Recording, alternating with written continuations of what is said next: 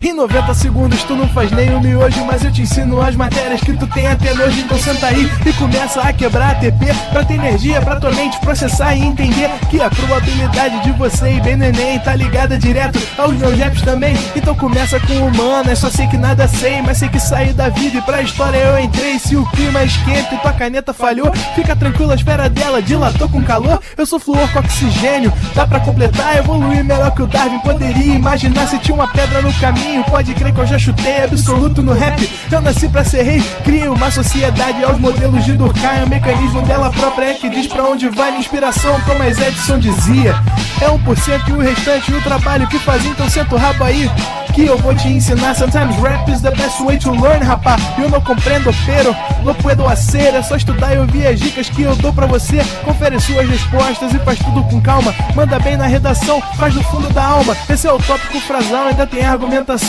E a resposta pra você eu deixei na conclusão. Se tá nervoso, se acalma pra mandar bem. E se liga nos vídeos que eu te preparo pro Enem.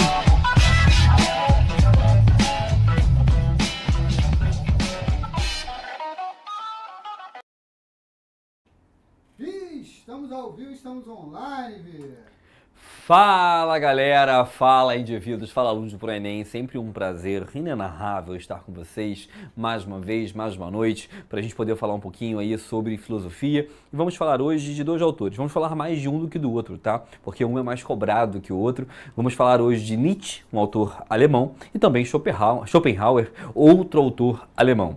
A gente vai falar mais do Nietzsche, quando eu falo mais do Nietzsche, é que mais tempo da aula vai ser dedicado a ele, devido ao quantitativo de questões, historicamente, dentro do Enem, que já apareceram sobre Nietzsche. Nietzsche é um autor recorrente, aparece vez ou outra na prova, enquanto Schopenhauer é um autor um pouco mais raro, né? Schopenhauer tem uma questão só que já caiu no Enem até hoje, então nós vamos falar do Schopenhauer mais no finalzinho da aula, para a gente, de alguma forma, abarcar essa temática que já apareceu na prova. Mas o grande foco da nossa aula de hoje é falar sobre o Nietzsche. E assim, quando a gente fala sobre o Nietzsche, eu tenho que, de cara, apresentar para você algumas coisas. Né? O Nietzsche ele é um cara que ele nasce no século XIX. Nietzsche nasce no ano de 1844 e Nietzsche morre em 1900. Ou seja, Nietzsche é um autor que está nascendo ali num período da história humana, que é o século XIX, que é um período de avanço econômico, de avanço político, avanço social. É um período em que a gente está consolidando uma segunda revolução industrial, é um período em que a ciência está tendo grandes avanços. Nietzsche é um alemão e, por ser um alemão, é um cara que vive numa região que está pujante economicamente. A Alemanha, na segunda metade do século XIX, muito cresce, muito evolui. E o Nietzsche é um cara que está vivenciando essas mudanças. Está nascendo numa Europa que está ascendendo, crescendo, evoluindo. E está nascendo numa Europa em que o otimismo ele é gigantesco. Quando eu falo que o otimismo é gigantesco, é porque a Europa vai vivenciar um período entre 1870 até 1914, que é um período que a gente fala que é um período da Belle Époque. O que é a Belle Époque? A Belle Époque foi um período da história europeia sem guerras, quase 44 anos sem conflito e sem guerras, e isso fez com que existisse na Europa um sentimento de que a vida poderia ser melhor. E é nesse contexto que o Nietzsche aparece. Então o Nietzsche é um cara que está vivendo uma Europa otimista, uma Europa que olha para o futuro e tem orgulho de pensar nesse futuro, uma Europa que olha para aquilo que ainda vai acontecer e pensa, cara, o futuro pode ser bom. Só que o Nietzsche não concorda tanto com algumas dessas visões. Quando eu falo que o Nietzsche não concorda tanto com alguma dessas visões, é porque o Nietzsche está vivendo numa época em que as pessoas não simplesmente são otimistas em relação ao futuro, mas também são otimistas em relação ao ser humano. É um período em que o homem bate no peito para se colocar como sendo iluminista. O homem já passa ali por um pós-iluminista no século XIX. Então o homem se acha racional, reflexivo, um ser pensante. A ciência se entendia que poderia responder qualquer tipo de resposta. É uma Europa que se via como civilizada, que olhava para o resto do mundo com um ar de inferioridade. Ou seja, é nesse contexto que Nietzsche aparece. E o Nietzsche, ele vai ser um cara que vai olhar para todo esse otimismo à época, que vai olhar para toda essa visão existente à época e vai falar assim, cara, o homem não é tão incrível assim não. O homem não é tão maravilhoso quanto vocês estão pintando. O homem não é um ser tão racional, reflexivo, pensante, com tanta capacidade de entendimento acerca da sua realidade, como vocês estão dizendo. Nietzsche vai ser um cara um pouco mais crítico à ideia e à percepção de ser humano. Nietzsche foi um cara com muitos problemas de saúde ao longo da vida. Ele tinha uma miopia muito elevada, algo em torno de Vamos tirar a sua sorte na moeda. Tá com sorte, hein? R$ 843 na média toda noite na sua conta. Isso vai acontecer com o meu novo copy trade, o Scalper Crypto Trade. Todas as operações em Bitcoin que eu fizer na minha plataforma vai ser replicado na sua conta de maneira 100% automática. E você pode continuar a sua noite fazendo o que você quiser. Quer testar essa ferramenta em primeira mão? Clica no botão ou no link da descrição. É de graça.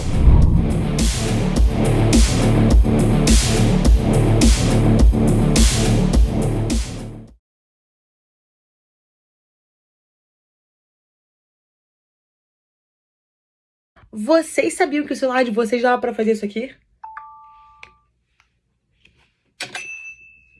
Como transformar o seu celular em uma maquininha, basicamente. E o melhor, isso aqui é de graça. Pode ser usado por qualquer pessoa. Funciona em todos os celulares, seja iOS ou Android, que tem a NFC, que é esse reconhecimento encostando, sabe? É só baixar o app do Infinity Pay, clicar aqui em Tap to Pay, digitar o valor do pagamento que vai ser feito, pode escolher se o pagamento vai ser do débito, no crédito, se vai ser à vista ou parcelado. E aí é só encostar o cartão no celular que tá feito o pagamento. Você recebe na hora ou em um dia útil. E ó, as taxas são a partir de 1,37%, tá? Simplesmente incrível. Juro, eu achei isso aqui genial, revolucionário. Ah, e assim, dá pra você cadastrar tanto o CNPJ quanto o CPF, tá? Já sabe, quer transformar o seu celular numa maquininha? Baixa agora mesmo o app da Infinity Pay, que é de graça.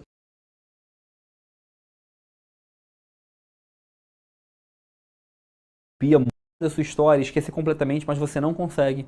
E mais do que isso, repara como às vezes, durante qualquer momento que você esteja concentrado, você começa a pensar em coisas aleatórias. Eu às vezes estou dirigindo e de repente me reparo pensando sobre qual é a capital do Afeganistão. É Cabul. Mas assim, eu fico tentando lembrar aleatoriamente. Às vezes eu estou, por exemplo, andando na rua e começo a pensar sobre quem ganhou a Copa do Mundo de 1934. Por quê? Porque eu fico tentando pensar, foi a Itália. Mas assim, é bacana a gente perceber que às vezes a nossa mente ela vai para caminhos que você, de alguma forma, não tem controle. A sua mente, por mais que você tente controlá-la, como você está controlando agora, em muitos momentos do seu dia a dia, a sua mente ela se esvai. Em muitos momentos a sua consciência faz com que apareça que ela seja uma consciência que você não tem controle sobre ela. Pode reparar. Por mais que você tente se controlar mentalmente, às vezes a sua mente vai para outro caminho. Às vezes você quer lembrar de coisas e você não consegue. É normal numa prova. Você está fazendo uma prova, você quer lembrar muito de uma coisa, mas você não consegue. Não consegue. E isso mostra pra gente uma coisa interessante que é, por mais que o homem acredite ser um ser racional, reflexivo, um ser pensante, o Nietzsche olha para isso e fala assim, será? Será que esse homem é tão pensante assim? Será que esse homem tem um controle tão forte sobre a sua realidade assim? O Nietzsche vai discordar disso. O Nietzsche vai dizer que a nossa consciência, ela não é controlada pelo eu. Como assim a nossa consciência não é controlada pelo eu? Que por mais que eu queira, eu acredite que eu tenha condições de concentrar e de alguma forma ter poder sobre minha consciência, eu não tenho. Existe um poder em mim que vai além. Existe um poder em mim que, de alguma forma, eu não tenho condições de controlá-lo. Ou seja, muitas vezes eu penso em coisas, muitas vezes eu reflito sobre coisas, eu tenho observações da realidade que eu não sei nem porquê. Ou seja, eu não controlo a mim mesmo.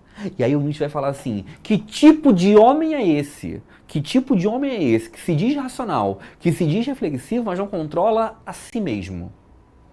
Tem 10 minutos de aula. E agora deve ter gente assim, que porcaria de aula é essa, Leandro? Você está falando um negócio confuso. Mas desculpa, eu, Leandro, acho isso genial. Genial. Por que genial? Ele está falando assim, cara, por mais que você acredite que você controla a si mesmo, você não controla.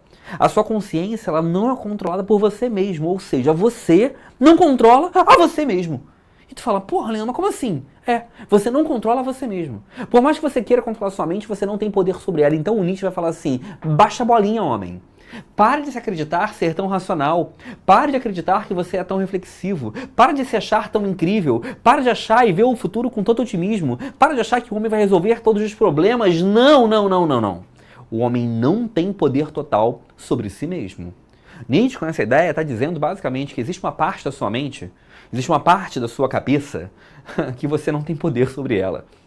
E é um pouco desconfortável pensar que existe algo dentro de mim que eu não controlo. Existe algo em nós que pensa, que não sou eu. Existe algo em mim que diz que eu vou pensar em algumas coisas. Existe algo em mim que faz que eu lembre de algumas coisas. Existe algo em mim que faz que eu esqueça algumas coisas. E eu não tenho poder sobre isso. Olha que troço desconfortável. Essa ideia vai fazer depois, né, que muitos autores posteriormente ao Nietzsche, figuras como, por exemplo, Sartre, Freud, Foucault, sejam altamente influenciáveis por essa ideia. O mais famoso deles é o Freud. Freud, um neuro, né, é um médico, neurocirurgião, que vai falar pra gente uma frase sobre o Nietzsche que eu adoro. Ele fala assim, que a teoria do Nietzsche mostra pra gente que o eu não é senhor na sua própria casa. Como assim o eu não é senhor na sua própria casa? Qual é a minha casa? Eu não mando nela. Eu não tenho poder sobre ela. Pode reparar, você às vezes fica triste, não sabe nem porquê. Às vezes você fica feliz, não sabe nem o motivo. Você não manda nem você mesmo. E eu tô falando isso para te desmerecer mesmo, mas eu também tô me desmerecendo. Porque o Nietzsche fala isso sobre o ser humano. Que o ser humano é um ser que não manda em si. E isso já é o primeiro conceito que você tem que entender da aula de hoje. A consciência em Nietzsche crê que a consciência humana é limitada. Crê que o homem tem um poder de limitação sobre a sua própria consciência. Que o homem não tem total poder sobre si mesmo. Beleza? Agora, não podemos negar que da mesma forma que existe em mim uma consciência que é limitada, isso lá na frente vai ser chamado pelo Freud do seu inconsciente, né? Também existe uma parte de mim que eu controlo. Existe uma parte minha que eu tenho poder sobre ela. E essa parte minha, que eu tenho poder sobre ela, o Nietzsche vai dizer que é uma parte que eu posso diminuir, dividir em duas partes. Como assim? Existe uma parte minha que eu tenho controle. Essa parte minha que eu tenho controle, eu posso ter dois entendimentos acerca dessa parte que eu consigo controlar. Ele vai chamar esses dois entendimentos de apolíneo e de dionisíaco. As referências a Apolíneo e Dionisíaco são as referências ao deus Apolo e ao deus Dionísio, ou seja, referências ao deus Apolo, que é o deus do correto, do certo ali, né? E o deus Dionísio, que é o deus da festa, da esbórnia, do vinho, né? Da perspectiva sexual e por aí vai. O que ele está dizendo pra gente? Qual é a referência aqui, qual a metáfora que o Nietzsche está utilizando? Nietzsche está dizendo que a sua mente, na parte que você tem poder sobre ela, ela tem dois lados. Como assim dois lados? O Nietzsche vai dizer que existe uma parte da sua mente, uma parte razoável da sua mente, do seu comportamento, que é uma parte apolínea.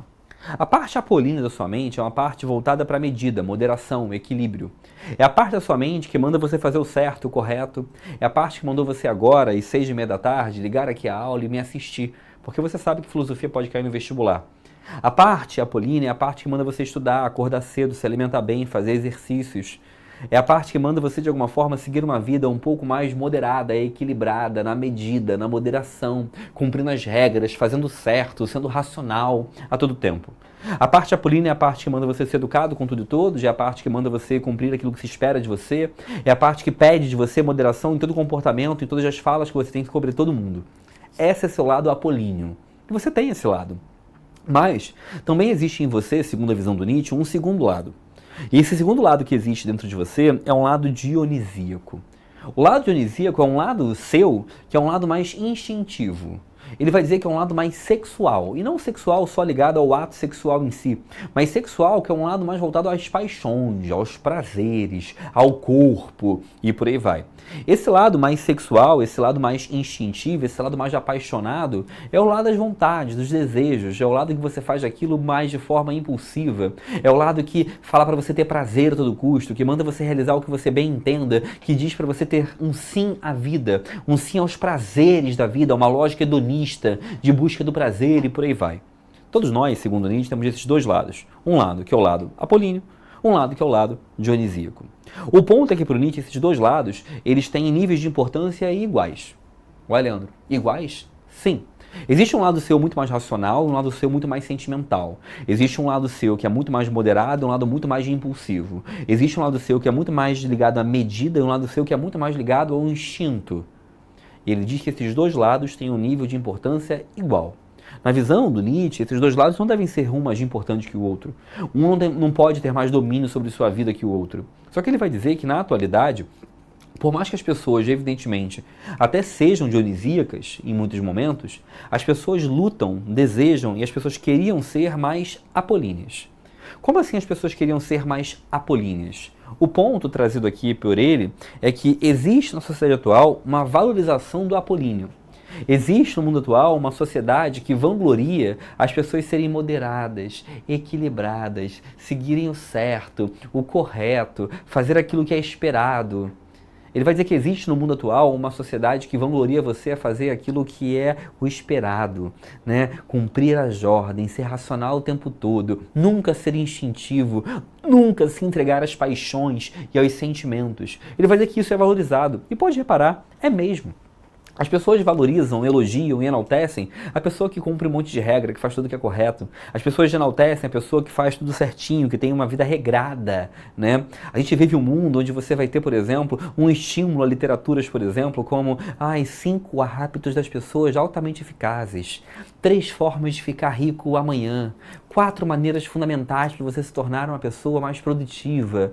A gente vive uma sociedade onde, se você chegar agora no YouTube, um monte de vídeo de coaching motivacional falando para você ser mais produtivo, né? Ter mais moderação nos seus atos. A gente vive esse mundo, né? E aí, hoje em dia, existe uma certa...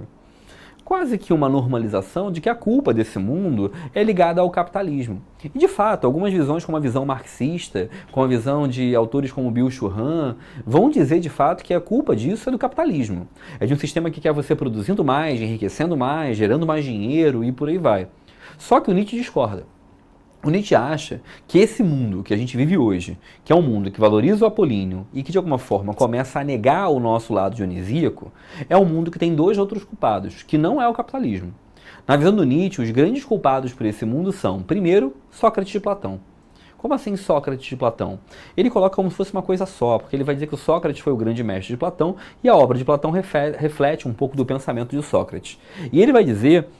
Cara, assim, eu acho difícil você odiar alguém como o Nietzsche odiava Platão, tá? O Nietzsche dedica muitas páginas, de muitas partes da sua vida, a falar mal do Platão. Você odeia alguém, você nunca escreveu nenhum tweet para falar mal da pessoa. Ele odeia alguém e ele foi escrever obras para falar mal dessa pessoa. Então, entenda que o Nietzsche gostava bem pouco da teoria platônica. E o Nietzsche vai dizer que a teoria platônica, ela fez um mal para a humanidade. Ele vai dizer que Platão colocou na nossa mente, Platão lá atrás, com a sua teoria, colocou em nossa mente a ideia de que a razão é a coisa mais importante. Lembra dessa teoria? Mundo sensível, mundo inteligível, lembra disso? O Nietzsche coloca em nossa percepção, em nossa visão, né, que o Platão é responsável por um mundo que valoriza amplamente a teoria racional, e um mundo que desvaloriza amplamente a teoria ligada aos sentidos, às paixões, aos instintos. Nietzsche fala que Platão colocou e criou um mundo, criou um imaginário no mundo que valoriza a racionalidade, o mundo inteligível, a lógica, e desvaloriza tudo aquilo que é apaixonado, que é instintivo, que é sentimental, tudo aquilo que é sexual, tudo aquilo que não se envolve com uma lógica só pragmática. Ele vai dizer que isso, né, é uma responsabilidade de Platão. Ele fala uma coisa que eu adoro, ele fala assim: Platão é responsável pela decadência da humanidade. Eu adoro essa ofensa. Imagina você ofender alguém e falar assim: você é responsável pela decadência humana, né? É uma bela forma de ofender alguém. E o Nietzsche faz isso com Platão. O Nietzsche vai estabelecer essa ideia de que o Platão fez muito mal para a humanidade, porque ele estabeleceu essa ideia da razão como fundamental e os sentidos como enganosos. Agora, tem um adendo importante nisso tudo. E qual é a adendo importante que a gente tem nisso tudo? A teoria platônica é uma teoria da filosofia. Logo, uma teoria que foi lida por poucas pessoas, né? A filosofia não é algo, né? A filosofia não é algo lido por todos, né? Quase ninguém lê filosofia, gente. Filosofia é algo restrito a um pequeno grupo de pessoas altamente interessada. Então, por mais que Platão seja um autor influente, por mais que ele tenha influenciado muita gente, Platão não é um autor que vai conseguir, com sua ideia, conseguir fazer, né, que todo mundo, né, entenda e aplique sua teoria. Então, o Nietzsche vai dizer que existe uma segunda responsabilidade por esse mundo que só valoriza o apolíneo e que nega o nosso dionisíaco. E segundo ele, essa segunda responsabilidade, ela está no cristianismo. E agora eu quero uma vírgula nessa aula, um OBS, uma setinha para o lado. Eu sei que muitos de vocês que estão aqui assistindo essa aula são pessoas que têm a fé cristã. E o que eu vou falar agora para vocês é a visão do Nietzsche, que é uma visão muito crítica ao cristianismo. E assim, Tente olhar para essa visão crítica pensando como um estudo para você, pensando no vestibular. Não é porque você não concorda com o Nietzsche que ele não pode aparecer na sua prova. Mas sim, o Nietzsche é um autor muito crítico ao cristianismo. Muito crítico, né? E quando ele fala cristianismo, vale lembrar que ele é filho de pais luteranos, né? Ele é um cara que veio do protestantismo, do que a gente chama no Brasil de evangélico. Ele é um cara que está criticando a Igreja Católica e também o protestantismo como um todo. Ele está criticando o cristianismo. Por quê? Porque ele vai dizer que ao longo dos últimos séculos, na verdade até dos últimos milênios, né, vem se construindo, por parte do cristianismo, um tipo de comportamento de vida que é um comportamento de vida que condena o dionisíaco e valoriza o apolíneo. Como assim? Que valoriza o apolíneo e condena o dionisíaco. Ele vai dizer que a igreja, e aí que eu não boto igreja, estou colocando a católica inicialmente, depois as demais igrejas de matriz evangélica e protestante, ele vai dizer que a igreja fez com que tudo aquilo que fosse prazeroso tornasse-se pecaminoso. Ué, Leandro, não entendi muito bem. Repara, quer comer muito? Não pode. Gula, pecado. Quer dormir muito? Descansar muito? Não pode. Preguiça, pecado. Quer ir para muitas festas? Luxúria, nem pensar, pecado. Quer ter relações sexuais? Só no casamento para reprodução. Fora isso, pecado. Ou seja, existe uma relação, segundo a visão do Nietzsche, que a igreja transformou tudo aquilo que era prazeroso, ou seja, tudo aquilo que era dionisíaco, que era sentimental, instintivo, apaixonado, transformou tudo em pecado. E quando transforma tudo em pecado, faz com que o homem comece a culpabilizar todos os seus comportamentos dionisíacos. Então vai-se dizer que a gente começa a ter uma vida onde, por mais que você tenha comportamentos dionisíacos, você fique culpado por eles. Quando você tem uma vida muito prazerosa, muito buscando o prazer, ou comportamentos ligados a essa lógica, você fica culpado. Eu sei que vários de vocês aqui já ficaram culpados, né, por exemplo, estar se divertindo quando tem que estudar. Vários de vocês já ficaram culpados por estar de algum momento tendo lazer, vendo um filme, uma série, jogando um videogame, quando você deveria estar, por exemplo, vendo aula. Então ele vai dizer que a gente fica culpado por ter prazer. E essa culpa por ter prazer, segundo ele, é uma culpa que vem de uma lógica de um mundo que quer que nós sejamos racionais, moderados, equilibrados o tempo todo.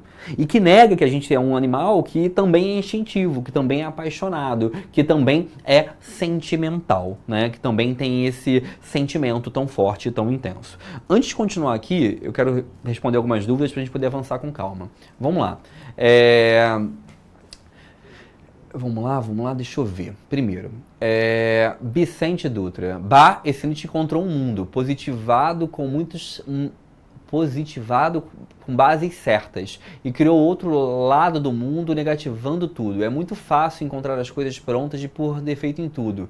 Esse Nietzsche é a pior porcaria dentro da filosofia. Quantos milhões de jovens ele desvirtuou? Tá bom, Nietzsche, né? Vou te dar um conselho, tá? É só um conselho. Não estou falando que eu concordo com a teoria do Nietzsche, não. Nem esse o ponto. Mas assim, o Nietzsche não seria lido 100 anos depois, mais de 100 anos depois, se não tivesse uma relevância para a filosofia muito grande, a trazer debates relevantes para a filosofia muito grande, né? Então, a gente às vezes pode não concordar com o autor. Vou dar um exemplo para vocês. Grande parte dos autores que eu dou aqui para vocês ao longo do ano, eu não concordo com eles. Mas não quer dizer que eu não concorde, que eu não seja e não veja que eles são importantes. Né? Quando um autor é lido 100 anos depois, é porque alguma importância ele tem, mesmo que seja para eu poder criticá-lo. Agora, a crítica deve ser sempre pensada de uma forma um pouco mais elaborada. Só dizer que alguém é um inútil, que não serve para nada, isso é um argumento que às vezes a gente não consegue trazer nada de positivo acerca dele. Né? Mas beleza, sua visão, né? Mas o Nietzsche é um autor que até hoje é lido. Né? Então isso diz algo pra gente. Né? Vamos lá. Outra pergunta é da Paola. As ideias de Nietzsche têm alguma coisa a ver com os pensamentos intrusivos? Não, Paulo, o Nietzsche não fala sobre essa perspectiva de pensamentos intrusivos, por mais que hoje em dia algumas áreas, né, da psicanálise principalmente vão abordar essa lógica, mas não é uma coisa que o Nietzsche em si fala, tá? Belissa, boa noite, adoro suas aulas, professor, você explica a matéria com muito gosto. Obrigado, Belissa, pelo carinho, tá? Matheus deu boa noite, eu acho que não tem mais perguntas ali não, tá? Vamos lá, né? Vamos lá. Olha só, uma outra coisa importante sobre o Nietzsche, né, é a gente ver aqui, olhar para a teoria dele, que ele de fato, como o nosso amigo Vicente Dutra, que mandou o comentário aqui agora, falou assim, ele critica tudo, ele é contra tudo. Exatamente, exatamente. É o que o Nietzsche é, né? E ele tinha o maior orgulho disso. Tá? O Nietzsche realmente é um autor, como o nosso companheiro ali, nosso aluno Vicente Dutra falou, o Nietzsche é um autor que é contra tudo. Ele é tão contra tudo que a gente fala que o Nietzsche tem uma filosofia a golpes de martelo. Como assim uma filosofia a golpes de martelo? Nietzsche é um autor que acreditava na filosofia quebrando tudo. O martelo é uma metáfora para a ideia de quebra, para a ideia de quebrar as coisas. O Nietzsche considerava que quebrar as coisas, quebrar o padrão, quebrar as normas, quebrar as regras, é algo fundamental. Ele dizia que quando a gente tem uma vida com muitas regras, normas, padrões, a gente de alguma forma se perde. A gente deixa de ser quem nós somos. Então para ele, a filosofia é a golpes de martelo. Né? É uma metáfora que também pode parecer com um martelo de Nietzsche, mas é a ideia de que ele está fazendo uma filosofia da desconstrução. Como assim da desconstrução? Ele quer quebrar as coisas. Ele quer quebrar a ordem, quebrar o padrão. E aí, para responder até o Vicente, mais uma vez, que mandou o comentário aqui, né, tem uma frase do Nietzsche, que é essa aqui, né, que é um trecho do Nietzsche, que eu acho que vai responder perfeitamente tudo isso. Olha o que o Nietzsche fala. Melhorar a humanidade eis a última coisa que eu prometeria. Não esperem de mim que eu erija novos ídolos, que os antigos já aprendam antes quanto custa ter pés de barro. Derrubar ídolos é assim que chamo todos os ideais. Para quem não entendeu, eu vou tentar explicar para vocês. Ele está preocupado em melhorar a humanidade? Não. Não. Ele não está nem aí para isso. Ele vai falar que a última coisa que ele promete é melhorar a humanidade. Que ele não quer que ninguém espere dele que ele erija novos ídolos. O que é erigir? Erigir é escolher. Novos ídolos são novos padrões. Ele não está criticando Platão para colocar outra coisa no lugar. Ele não está criticando a igreja para colocar outra coisa no lugar. Ele quer simplesmente que as pessoas entendam que não tem que ter nada no lugar. Que não tem que ter uma verdade. Que não tem que ter uma lógica de certo e errado. Que não tem que ter uma visão baseada numa perspectiva onde tenha que haver algo no lugar. Ele fala, né? Não esperem de mim que eu erija novos ídolos. Que os antigos, e aqui está falando de Platão, está falando da igreja católica, né? Aprendam antes quanto custa ter pés de barro. Derrubar ídolos. É assim que chamam os ideais. E aí você fala, pô, Leandro, mas se eu vou derrubar tudo, questionar tudo e não vou colocar nada no lugar, é um vazio. É exatamente isso. É um vazio. Para o Nietzsche, né, é que você deve aceitar o vazio existencial. Tem que aceitar. Ah, Leandro, mas qual o objetivo da vida? Não tem. Não tem. Né? Para que eu existo? Para nada. Né? Ah, qual é o objetivo disso no mundo? Nenhum. E é horrível, né? É bem ruim pensar isso, né? É tão ruim, né? A gente às vezes pensar que não existe um objetivo, mas o Nietzsche acreditava nisso. Que você tem que aceitar um vazio. Aceitar que não existe um padrão, que não existe uma regra, que não existe uma norma, porque a norma, a regra, o padrão foi criado por alguém. E eu não tenho que necessariamente seguir, porque não tem certo ou errado, não tem o que eu tenho ou não que fazer. Então, ele é um cara que ele vai estar rompendo com uma lógica. Ele vai ser um cara que ele está rompendo com, na cabeça dele, né? Rompendo com uma lógica filosófica tradicional que vem desde Platão, está rompendo com uma visão religiosa que existe desde sempre e que é só romper. Ah, mas eu vou ter que botar ela no lugar. Não tem não, né? E aí entra aqui uma questão que eu quero que vocês aprendam desde já. Eu quero que vocês levem isso para a vida de vocês. Isso serve para o vestibular, mas serve para a vida. A gente tem uma mania de achar que as coisas têm que servir para alguma coisa. Que as coisas têm que ter utilidade. E aí eu vou falar uma coisa que eu já falei na primeira aula do ano, mas eu vou repetir agora. Filosofia não serve pra nada. Pra nada! Filosofia é inútil. Você fala, pô, Leandro, mas tu trabalha com isso. Mas filosofia não serve pra nada. Você nunca vai estar um dia na rua e pensando, meu Deus, eu preciso de um professor de filosofia agora. Não vejo a hora. Você nunca vai estar num avião e alguém vai gritar, um bom professor de filosofia por aí, tô com uma crise existencial. Isso não vai acontecer. Você nunca vai estar vendo alguma coisa e você, professor de filosofia, preciso. Não vai acontecer.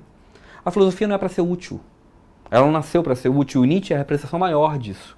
Né? A filosofia não nasceu para criar respostas. Ela nasceu para gerar indagações. Né? E você fala, pô, mas você está me falando que a filosofia é inútil, então eu não vou me aprofundar e não vou estudar sobre ela. Mas ela é inútil, assim como a arte é inútil. Assim como a literatura é inútil. Assim como a música é inútil. Assim como qualquer tipo de expressão artística pode ser vista como inútil.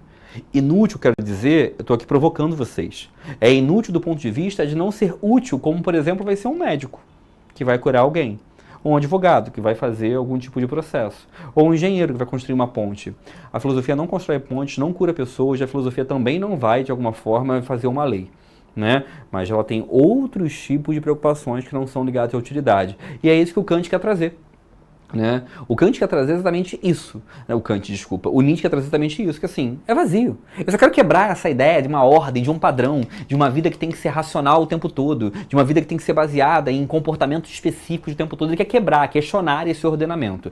E essa ideia de ele querer questionar, quebrar o ordenamento, né, faz com que Nietzsche seja colocado numa corrente de pensamento, que é uma corrente da filosofia chamada niilismo. Tá? O niilismo é uma corrente de pensamento filosófico, que o Nietzsche é o autor mais famoso dela, que é uma corrente que fala de você quebrar princípios, quebrar valores. E o Nietzsche é o símbolo disso. Um autor que quer quebrar tudo, quer quebrar todos os valores, quer quebrar todas as ordens, todas as regras. Né? Tem aqui umas tirinhas, né? O cara dá uma caixa para ele e fala assim, obrigado. Ó, não é nada. Presentes niilistas. Talvez ninguém veja graça, mas eu juro que eu vejo graça nisso aqui. Acho que eu sou meio esquisito, né? Eu vejo graça nisso aqui. Não sei porquê, foi mal. Né? Deixa eu responder perguntas, se tem alguém ali. Deixa eu ver se tem perguntas. Vamos lá. Beleza. Assim que eu penso, no assalto ninguém vai perguntar quais são os pensadores da filosofia. Pô, não vai, cara. Você não vai um dia ser assaltado e falar assim, e aí, responde, se você acertar você não é assaltado, não vai acontecer. Né? Camille, eu acho que deveríamos olhar desse jeito para mais coisas, não apenas aceitar tudo que já existe. Gostei. Camille, assim, eu concordo com você, assim, acho que o Nietzsche concorda mais ainda, né? Eu nem me considero um autor, uma pessoa que, ai meu Deus, amo a teoria de Nietzsche, nem é o caso, mas uma coisa que eu não aceito é achar que o Nietzsche não é um gênio, assim. Nietzsche é genial, você pode discordar de muitas coisas dele, tá? E eu discordo de muitas, tá? A parte religiosa mesmo, acho que tem ali alguns exageros, mas é inegável que é um autor que trouxe uma colaboração para a filosofia. Essa ideia do niilismo, de quebrar os valores, quebrar as ordens, dizer que a gente tem que aceitar o vazio por si só, é uma ideia que quando você atribui isso e traz isso para a filosofia, teve muitas contribuições a trazer. É claro que eu estou aqui falando para você de Nietzsche numa aula de 30 minutos. Estou explicando para você Nietzsche em 30 minutos com um cara que escreveu dezenas não chega, mas quase 10 livros aí, escreveu uma teoria complexa. Eu explico em meia hora aqui, né? Então a gente corta muita coisa, a gente torna isso de uma forma muito simplista, que a gente está mais preocupado com o vestibular. Então estou mais preocupado que você entenda os conceitos que ele fala que podem cair na sua prova. E aí vamos lá, vamos falar mais uma coisa aqui. A frase do Nietzsche que fez mais ele ser odiado ao longo do tempo, que faz mais as pessoas odiarem o Nietzsche, né, é essa frase aqui. Deus está morto. Essa frase, Deus está morto, é uma frase que o Nietzsche falou, né? E essa frase faz que as pessoas tenham um ódio do Nietzsche incomparável. É claro, se você é uma pessoa religiosa, essa frase te ofende. Essa frase é ofensiva para você, e eu entendo essa ofensa, você tem que se sentir ofendido mesmo, né? É uma frase ofensiva, mas o Nietzsche quer gerar incômodo. O Nietzsche é um autor que, como a gente falou, ele não está preocupado em ser útil, ele quer gerar incômodo. E quando ele fala a frase Deus está morto, o que ele quer dizer é que, segundo ele, Deus criou o homem. Desculpa, o homem criou Deus. E se o homem criou Deus, segundo ele, esse mesmo homem que criou a Deus, esse homem que criou Deus, ele pode de alguma forma acabar com esse Deus. Porque ele vai dizer que durante muito tempo o homem precisou de Deus para responder o mundo ao seu redor. Durante muito tempo o homem precisou de Deus para explicar o mundo à sua volta. Só que ele vai dizer que hoje em dia não precisa mais. Que hoje em dia não existe mais essa necessidade. Que hoje em dia você tem que aceitar o vazio. Que não tem que haver um Deus para dar explicações, justificar a sua vida. E ele fala que quando você consegue isso, quando você consegue levar essa vida no qual você não precise de uma divindade, no qual você não necessite de um Deus, no qual você não necessite de criar uma resposta para a sua vida, para essa necessidade de você aceitar o vazio, você se aproxima de ser o que ele chama de super-homem. A palavra super-homem é uma palavra ruim, né? Porque parece um super-herói.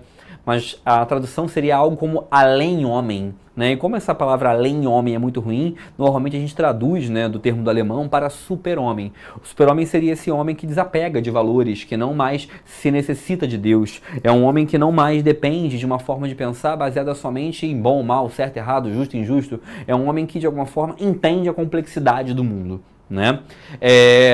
Tranquilotei, gente, beleza? Então, assim, o que eu acho que vocês têm que ter clareza aí sobre o Nietzsche da aula de hoje que a gente falou? Vocês têm que entender o que é o niilismo, vocês têm que entender o que é o martelo de Nietzsche, vocês têm que entender o que é apolíneo dionisíaco e entender a ideia de consciência em Nietzsche, tá? Isso são coisas importantes. O último conceito do Nietzsche que eu quero falar com você é um conceito chamado amor fati. Vem aqui no quadro, diretor, rapidinho.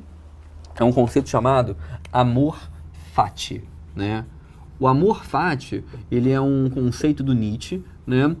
Amor fati, fati se escreve, né? O amor fati é um conceito do Nietzsche que já apareceu no Enem uma vez, não vale a pena a gente repetir para vocês aqui. O Nietzsche falava que você, na sua vida, tem que parar de querer mudar as coisas de como elas são, do ponto de vista do seu cotidiano. Não de coisas macros, como, por exemplo, a religião ou a filosofia. Mas no seu dia a dia, acontece uma série de coisas todos os dias. E muitas vezes você fica muito indignado com as coisas que acontecem. Ele vai dizer que você tem que ter amor fati. O que é amor fati? É uma espécie de amor ao destino. Não um destino acreditando que o destino está predisposto, pré-escrito, que existe Maktub, um Deus que escreveu a tudo. Não é isso. Mas ele fala que você tem que aceitar as coisas que ocorrem em sua vida. Então você teve um problema na sua vida, se teve algo ruim acontecendo na sua existência, aceita, cara. Só aceita. Aceita e para de sofrer. Aceita e para de querer que as coisas mudem necessariamente no seu cotidiano, na sua rotina. Ele fala que a vida com amor fati é uma vida que se torna um pouco mais fácil de ser vivida. Uma vida que se torna um pouco mais possível de ser vivida. Quando eu aceito o meu cotidiano e a minha rotina, as pequenezas das coisas que acontecem, sem ficar sofrendo acerca. Bom dia! Bom dia! Bom dia! You wake up, good morning, is a brand new day. Blue skies above, it's a perfect day. O que combina com Nutella? Uma torrada crocante, uma tapioca quentinha e com um café da manhã em família feita com ingredientes de qualidade, como avelã e cacau. Todo café da manhã combina com Nutella. Filosofia no Enem, só existe uma questão de Schopenhauer no Enem. Então Schopenhauer, ele não é um autor que a gente vai considerar, né, que a gente vai entender como sendo um autor muito importante pra gente. E a única questão que caiu até hoje sobre a teoria do Schopenhauer foi uma questão sobre o conceito de vontade. O que é a vontade para Schopenhauer, né? Schopenhauer é um autor também do século XIX, né? Ele nasce, se não me engano, em 1798, morre em 1860. E o Schopenhauer é um autor que fala que tudo que você faz na sua vida, você faz por ter vontade. É óbvio. Eu estou aqui porque eu tenho vontade de ter um salário. Você está aí porque você tem vontade de passar no vestibular. Você come por ter vontade de comer. Você sai de casa por ter vontade de se divertir. Todos nós, né, o tempo todo, nós fazemos as coisas por vontade. E o Schopenhauer vai dizer que essa vontade nos move para o bem e para o mal. Você faz coisas por vontade, ou seja, você de alguma forma move sua vida por ter vontade, então a vontade é uma coisa boa. Mas ele também vai dizer que essa vontade, ela só tem dois caminhos a serem alcançados. Quando você tem vontade de ter alguma coisa, ou você vai conseguir aquela coisa. Por exemplo, eu tenho muita vontade de passar no vestibular. Você ou vai conseguir ou não vai. Se você não conseguir, você vai ter frustração. Ruim, a vontade te levou para algo ruim.